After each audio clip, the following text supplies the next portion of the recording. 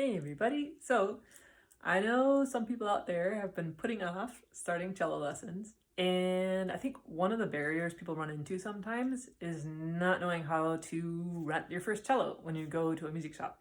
So, short of actually bringing your cello teacher with you, which you could do, here are a few things that I look for if I needed to pick out a full-size cello. Now, be very, very careful, especially if you're looking at rental instruments. Bring the softest measuring tool that you can find because you don't want to scratch somebody else's instrument, especially if you're thinking about renting it. The first thing I look for is the distance from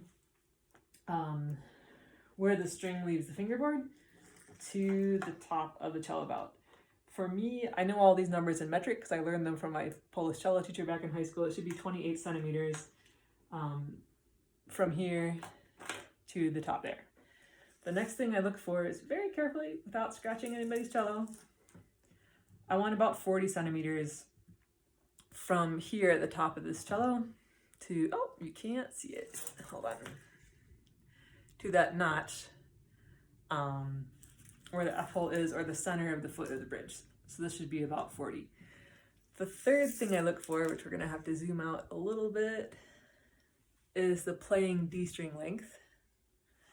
And so I go from where the D string leaves the fingerboard to where it goes over the bridge, and wow, I need to adjust mine. I like that to be between 690 to 692 millimeters.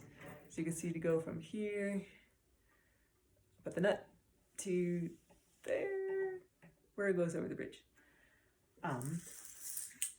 One other thing I look for is just to make sure that the bridge is standing straight. This is something you do very carefully, but I usually sit the cello flat on my lap and look toward either a wall that comes together at a corner or a door frame or something that's straight up and down.